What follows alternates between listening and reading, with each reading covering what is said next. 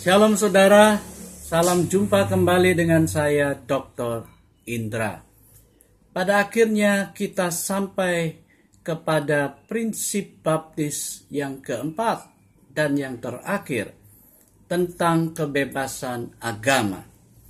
Kebebasan agama atau religious freedom adalah pernyataan baptis mengenai bebas tentang agama, bebas untuk agama, dan bebas dari agama. Adapun inti dari pernyataan tersebut adalah tentang pemisahan antara gereja dan negara. Di dalam sejarah baptis, rupanya perjuangan untuk prinsip tersebut tidaklah mudah.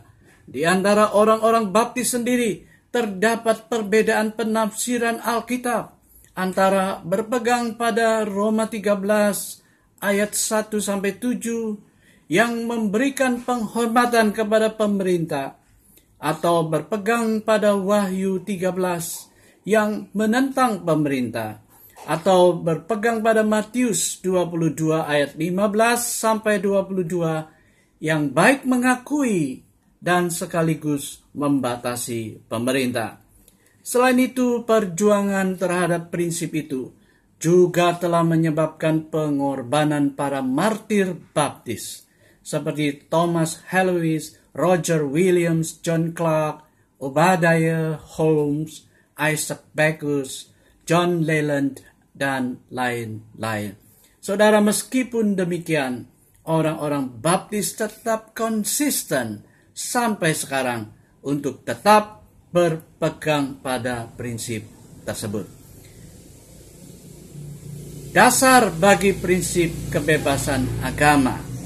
Walaupun ada lebih dari satu perikop tentang perumpamaan Tuhan Yesus, seperti Matius 13 ayat 24-30, Lukas 14 ayat 15-24, dan lain-lain, yang biasanya dipakai untuk mendukung prinsip kebebasan agama.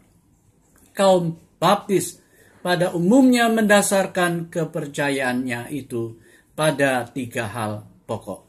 Pertama, kedaulatan Allah sebagai sumber kebebasan.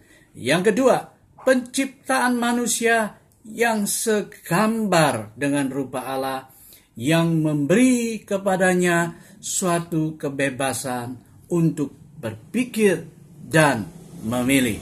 Dan yang ketiga, iman yang sejati yang tidak dapat dipaksakan ataupun disangkal oleh pemerintahan. Makna kebebasan agama bagi kaum baptis mempunyai 3 arti penting. Yang pertama, kebebasan agama adalah suatu komitmen terhadap kebebasan agama yang seutuhnya dan bukan terhadap toleransi agama semata-mata. Ada perbedaan antara kebebasan agama dan toleransi agama. Toleransi agama adalah suatu kelonggaran, sedangkan kebebasan agama adalah suatu hak. Toleransi agama adalah suatu kelayakan, sedangkan kebebasan agama adalah suatu prinsip. Kedua, kebebasan agama adalah bagi semua orang dan bukan untuk sebagian atau kepentingan kelompok mayoritas. Di dalam sebuah dokumen di tahun 1791 yang berjudul The Right of Conscience Inalienable, John Leland menulis tentang kebebasan agama sebagai berikut. Let every man speak freely without fear, maintain the principles that he believes, worship according to his own faith, either one God, 3 gods, no God, or 20 gods, and let government protect him in so doing. Biarlah setiap orang berbicara dengan bebas tanpa rasa takut, mempertahankan apa yang dia percayai, beribadah sesuai dengan imannya, apakah kepada satu Allah, 3 Allah, tanpa Allah, atau 20 Allah. Dan biarlah pemerintah memberi perlindungan kepadanya.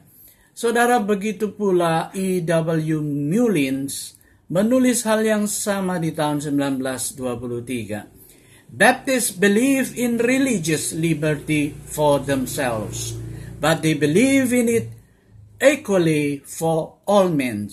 With them, it is not only a right, it is also a passion. While we have no sympathy with atheism or agnosticism or materialism, we stand for the freedom of the atheist, agnostic, and materialist in his religious or irreligious conviction. Kaum Baptis percaya kepada kebebasan agama bagi diri mereka sendiri, tapi mereka percaya bahwa itu adalah hak semua orang. Bagi mereka hal itu bukan hanya sekedar hak, tapi juga kerinduan. Meskipun kita tidak sejalan dengan ateisme, agnostisisme, atau materialisme, kita tetap menghargai kebebasan keagamaan mereka. Yang ketiga, kebebasan agama berarti pemisahan antara gereja dan negara, dan bukan akomodasi antara gereja dan negara. Saudara, di dalam sejarah sampai sekarang, terdapat 4 bentuk hubungan antara gereja dan negara.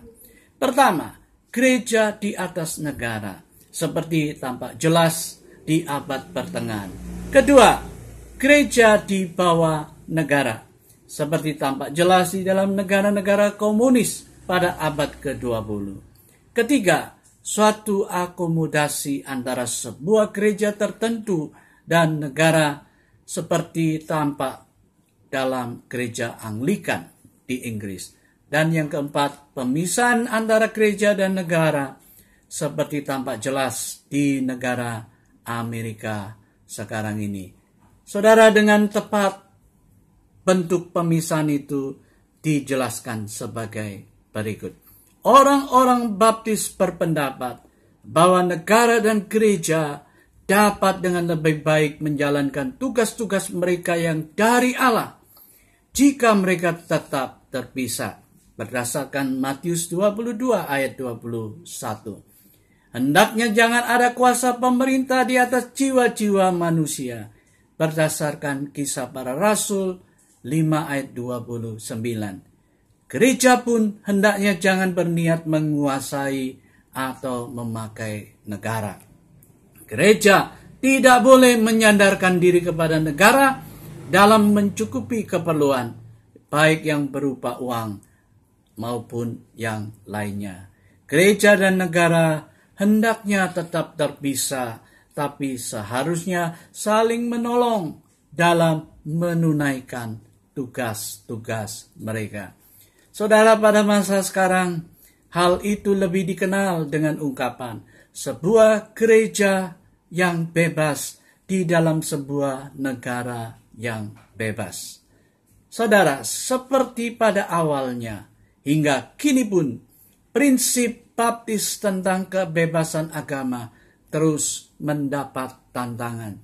Beberapa hal yang bertentangan dengan prinsip itu, antara lain pikiran-pikiran yang teokratis, pengaburan arti antara kewarganegaraan dan kemuridan, dan semangat nasionalisme. Meskipun demikian, seperti sejak dahulu dan sampai sekarang pun, kaum Baptis terus dan tetap berpegang pada kebebasan agama, karena hal itu adalah sebuah prinsip.